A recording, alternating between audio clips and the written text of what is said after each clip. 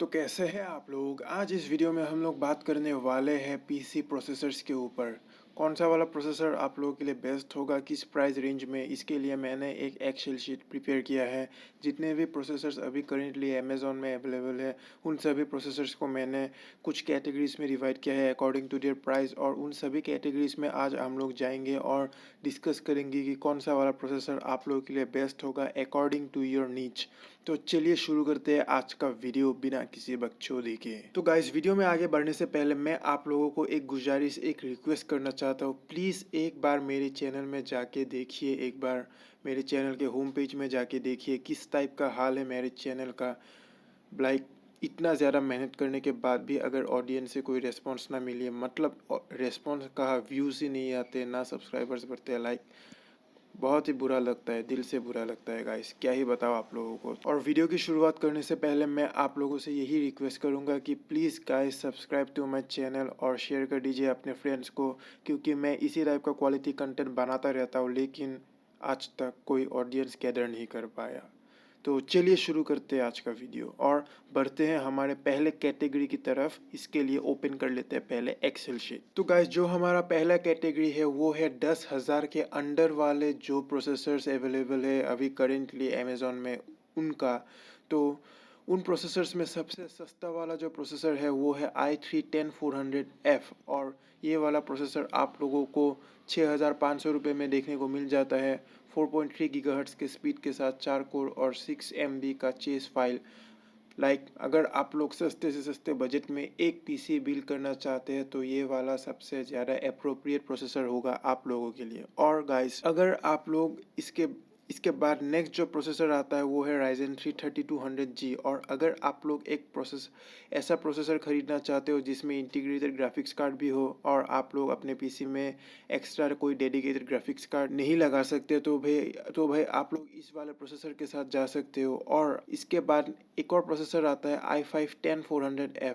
लेकिन गाइस, अगर आप इस बजट रेंज में अपना पीसी बिल्ड कर रहे हो तो मतलब आप लोग डिसेंट नॉर्मल वर्क के लिए, ऑफिस वर्क के लिए या फिर इंटरनेट सर्फिंग के लिए अपना पीसी बिल्ड कर रहे हो, और इसके लिए इतना i3 ही बेस्ट होगा। ठीक ठाक होगा, 2 कोर एक्स्ट्रा, और भले ही थोड़ा सा चेस फाइल आप लोगों को इसमें ज़्यादा देखने को मिल जाए, लेकिन आप लोगों को कोई डिफरेंस परफॉर्मेंस में नहीं मिलने वाला अगर आप लोग एक नॉर्मल वर्क के लिए अपना पीसी बिल्ड कर रहे हो तो। और इस कैटेगरी में मैं आप लोगों को सबसे ज़्यादा प्रेफर करूँगा Ryzen 5 3600, क्योंकि भाई इसमें चेस फाइल सबसे ज़्यादा देखने को मिलता है, सबसे ज़्यादा कोर्स भी इसमें है। भले ही स्पीड थोड़ा सा कम है i5 और i3 से, लेकिन भाई ये वाला प्रोसेसर मिनिमम लैग्स प्रोवाइड करेगा आप लोगों को गेमिंग में। और अगर आप लोग बजट रेंज में एक अच्छा सा पीसी बिल्ड करना चाहते हो तो फिर ये वाला प्रोसेसर बेस्ट होगा आप लोगों के लिए। तो बढ़ते हैं हम हमारे नेक्स्ट कैटेगरी की तरफ, मतलब 10 से 20 हज़ार रुपये में जो प्रोसेसर्स हम लोगों को देखने को मिलते हैं ऑनलाइन में। तो गाइस, इसमें सबसे ज़्यादा पहला और सबसे सस्ता वाला इस कैटेगरी का जो प्रोसेसर है वो है Ryzen 5 5500, जो 10,500 में आप लोगों को देखने को मिलता है। लेकिन गाइस, मैं आप लोगों को यही रेकमेंड करूंगा कि हमारे पिछले वाले कैटेगरी में जो आखिरी का प्रोसेसर था Ryzen 5 3600X, वही इस प्रोसेसर से बेटर था। इसका प्राइस ज़्यादा है लेकिन काम में उसके कंपैरिजन में ये उतना भी खास नहीं है, क्योंकि सेम ही है। उल्टा इसमें चेस फाइल हम लोग को कम देखने को मिलता है 500 रुपया एक्स्ट्रा देकर भी। तो भाई ये वाला प्रोसेसर मैं बिल्कुल भी रेकमेंड नहीं करूँगा ओवर इस टाइम पीरियड में। मैं आप लोगों को रेकमेंड करूँगा Ryzen 5 3600। तो गाइस, उसके बाद नेक्स्ट वाला जो प्रोसेसर आता है वो है i3-12100F। ये वाला प्रोसेसर 12,400 में हम लोग को देखने को मिलता है। और गाइस, अगर आप लोग एक बजट में पीसी बिल्ड करना चाहते हो जिसमें एक लंबा अपग्रेडेबल पाथ हो, तो भाई आप लोग इस वाले प्रोसेसर के साथ अपना पीसी बिल्ड ज़रूर कर सकते हो, क्योंकि गाइस ये 12 जेन का प्रोसेसर है। और इस वाले मदरबोर्ड के साथ आप लोग पेयर कर सकते हो 13 जेन के प्रोसेसर्स और 14 जेन के प्रोसेसर्स भी। अगर आप लोग एक डिसेंट अमाउंट का अच्छा सा एक मदरबोर्ड खरीदते हो तो फिर आप i7 तक भी जा सकते हो 14 जेन का या फिर i5 का। इसके बाद नेक्स्ट वाला जो प्रोसेसर है वो है i5 12400F। और गाइस अगर आप लोग के पास 1900 रुपया ज़्यादा है तो भाई ज़रूर से ज़रूर आप लोग इस वाले प्रोसेसर को ओवर i3 कंसिडर कर सकते हो, क्योंकि सिर्फ 1000 रुपये में आप लोगों को चेस फाइल कोर्स और स्पीड हर जगह पे थोड़ा सा इंक्रीमेंट देखने को मिलेगा। और अगर आप लोग एक राइजन बिल्ड करना चाहते हो और आप लोगों के पास डेडिकेटेड ग्राफिक्स कार्ड खरीदने के लिए बजट नहीं है तो फिर भाई आप लोग ज़रूर से ज़रूर राइजन 55600G के साथ जा सकते हो।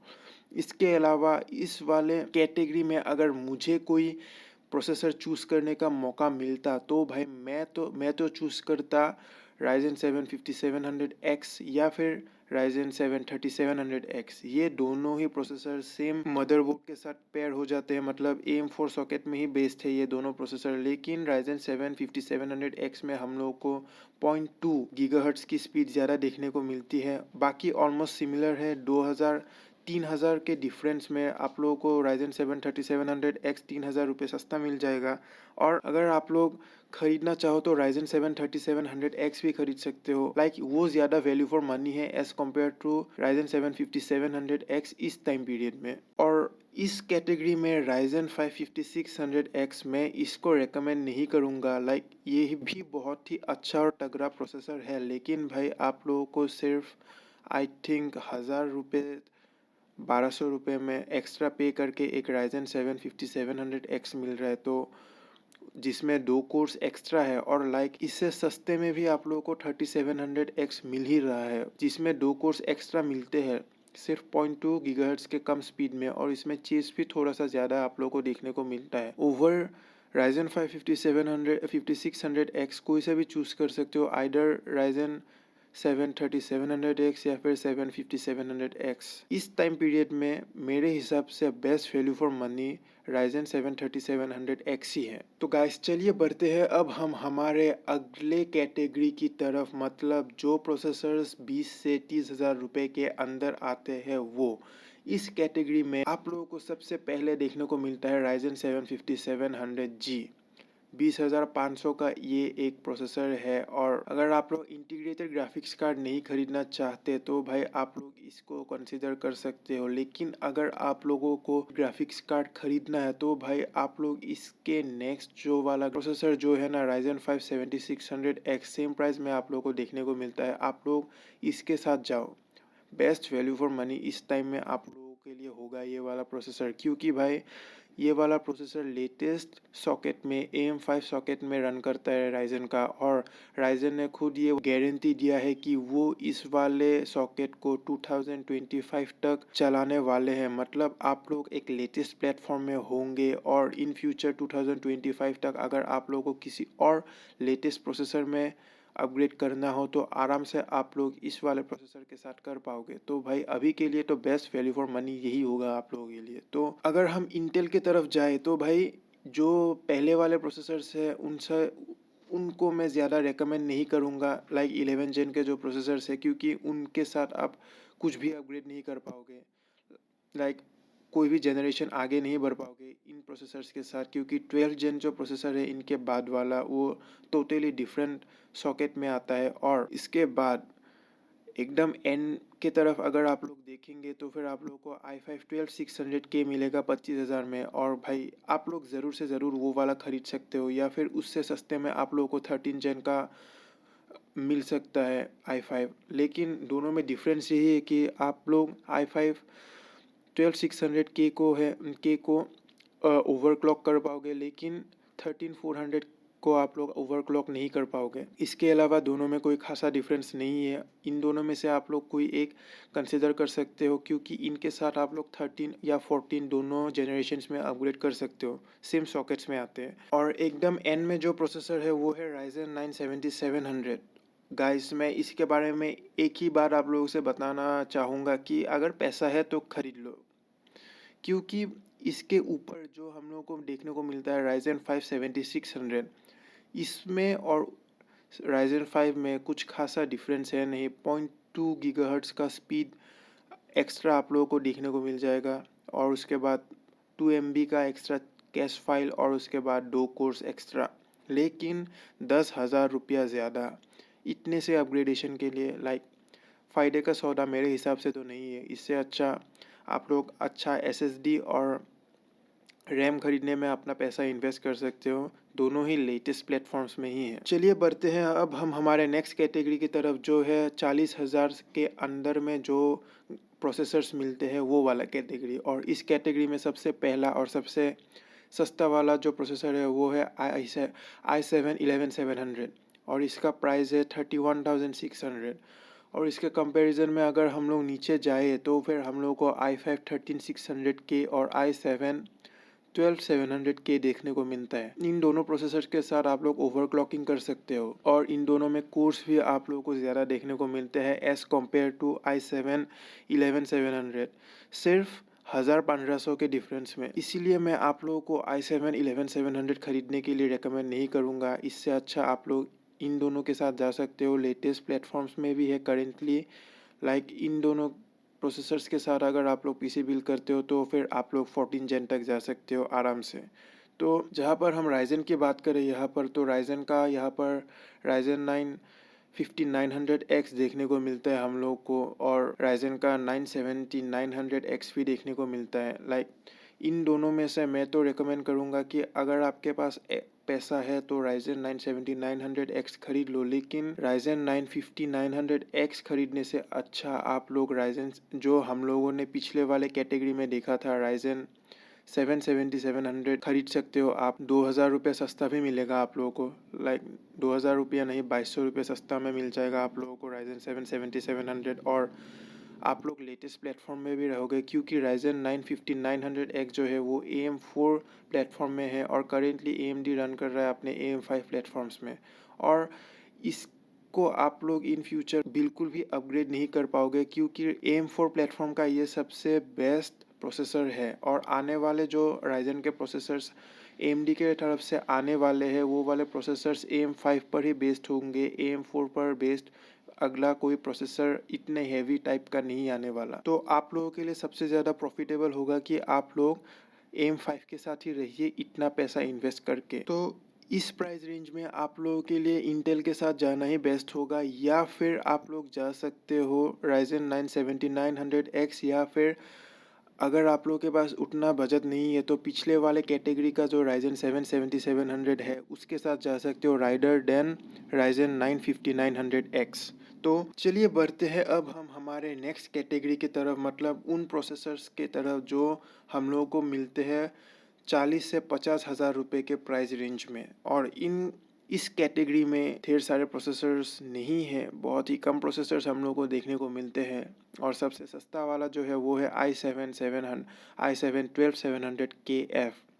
इसके साथ आप लोग ओवरक्लॉकिंग कर सकते हो। सबसे सस्ता वाला प्रोसेसर है 42,000 में, 5 गीगाहर्ट्ज़ की स्पीड, 12 कोर्स, डिसेंट अमाउंट का स्पेक्स भी आप लोग को देखने को मिलेगा। लेकिन सिर्फ 1,000 रुपया एक्स्ट्रा भर के आप लोगों को देखने मिलेगा i7-13700K, जिसमें 0.4 गीगाहर्ट्ज़ की स्पीड ज़्यादा मिलेगी आप लोगों को, 5 MB कैश फाइल ज़्यादा मिलेगा और 4 कोर्स भी एक्स्ट्रा मिलेगा। बहुत ही लंबा जंप है ये। और आप लोग रादर देन i7-12700KF इसको ज़रूर कंसिडर कर सकते हो फॉर बाइंग। और इस प्राइस रेंज में सबसे ज़्यादा वाहियात प्रोसेसर जो मैं बिल्कुल भी रेकमेंड नहीं करूँगा वो है i9-10900 और राइजन 950-950X। इन दोनों को रेकमेंड ना करने का कारण ये है कि ये दोनों ही प्रोसेसर्स एक डेड प्लेटफॉर्म पर रन करते हैं। बिल्कुल भी अपग्रेडेबिलिटी पाथ आप लोगों को नहीं देखने को मिलेगा इन प्रोसेसर्स के साथ। 50,000 रुपया भर के भी आप लोग राइजन 950-950 अगर ख़रीदते हो तो भाई बिल्कुल भी अपग्रेडेशन नहीं मिलने वाला आप लोगों को फ्यूचर में, क्योंकि ये अपने प्लेटफॉर्म का बेस्ट ग्राफिक्स कार्ड है। और अगर उसके अलावा आप लोग 7000 सीरीज़ का कोई प्रोसेसर ख़रीद लोगे, राइजन 970-900 ही ख़रीद लो आप, तो भी आप लोगों को एक लंबा अपग्रेडेबिलिटी पाथ देखने को मिलेगा। और क्योंकि ये वाले प्रोसेसर्स AM5 पर रन होते हैं, लेकिन 5950 जो है वो AM4 पर रन होता है जो एक पुराना सॉकेट है। और इस प्रोसेसर के साथ आप लोगों को 0.4 गीगाहर्ट्ज़ का स्पीड भी ज़्यादा मिलेगा, चेस भी ज़्यादा मिलेगा, भले ही कोर्स कम मिले, लेकिन एक लंबा अपग्रेडेबिलिटी पाथ मिलेगा और वो भी ऑलमोस्ट 6,000 रुपये कम के प्राइस में, जो बहुत ही बड़ा पॉइंट है कंसिडर करने को। इसके अलावा आप लोग अगर जाना चाहो तो Ryzen 7 7800X के साथ भी जा सकते हो। आपको देखने को मिलेगा कि इसमें कोर्स कम है, लेकिन चेस फाइल बहुत ही ज़्यादा है एज़ कम्पेयर टू Ryzen 9 7900, और इसमें 0.2 गीगाहर्ट्ज़ की स्पीड भी ज़्यादा देखने को मिलेगी आप लोगों को, जिसके कारण आप लोगों को गेमिंग में कम लेटेंसी और लैग्स देखने को मिलेंगे एज़ कम्पेयर टू वो पहले वाला प्रोसेसर। इतना भी डिफरेंस नहीं है, आप लोग कोई सा भी एक according to your budget consider कर सकते हो इस प्राइस रेंज में। इसके बाद एक और प्रोसेसर हम लोग को देखने को मिलता है एंड के तरफ, वो है i7 14700K। ये एक 14 जेन का इंटेल का प्रोसेसर है, जो ऑलमोस्ट 50,000 रुपये का आप लोगों को देखने को मिलेगा।